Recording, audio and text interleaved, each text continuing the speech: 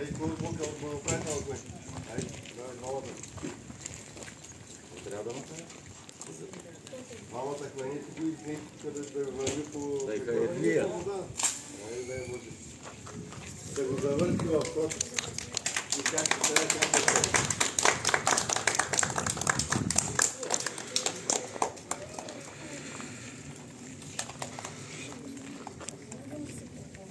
Ръководителя на екипа да бъде тук.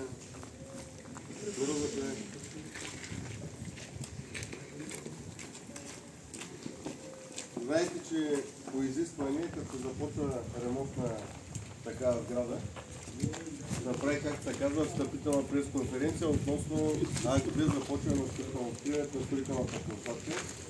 Те от вчера почнаха да работят по усетата, но в крайна сметка ние сме длъжни по закон да направим това събиране. Да кажем за обществеността, ви предполагам повече от вас знаят, ако не всички, но и другите хора от града трябва да знаят, че се случва нещо в нашия град. Проектът е енергийно обновяване на жилищна сграда Бог Модрен на улица Никола Елков Вапцаров, 53, град Силистра, по план за възстановяване и устойчивост. Общата стойност на проекта е 2 милиона 215 792 лева и 87 стотинки, като финансирането от Европейския съюз е 1 милион 852 477 лева и 24 стотинки, като националното съфинансиране е 363 285 лева и 63 стотинки. Началото на проекта е от 1.8.24 година.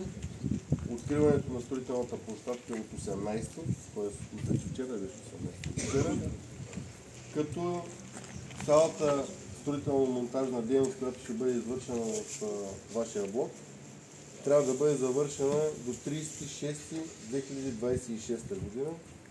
Това е по изискване, за да може да приключим да издадем обекта, да се получим парите от Европейската комисия.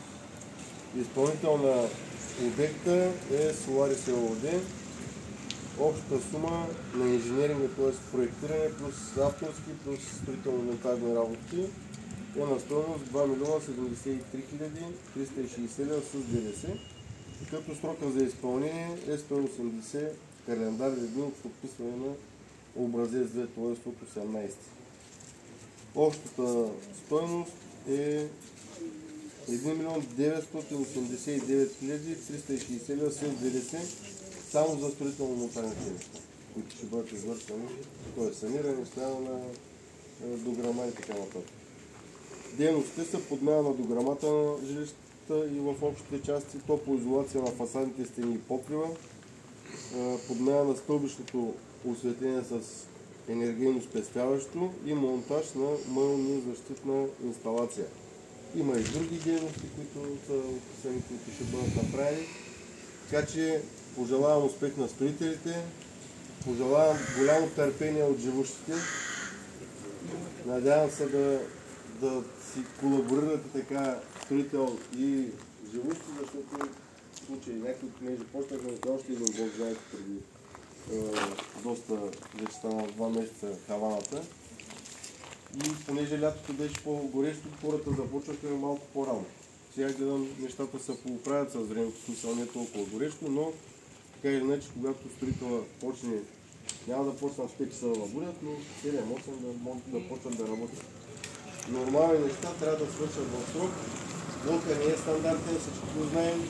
Дали не са 4 стени квадратни, трудно ще бъде с скелето опасването на целия блок. На няколко пъти, не знам дали на един път ще го градят скелето или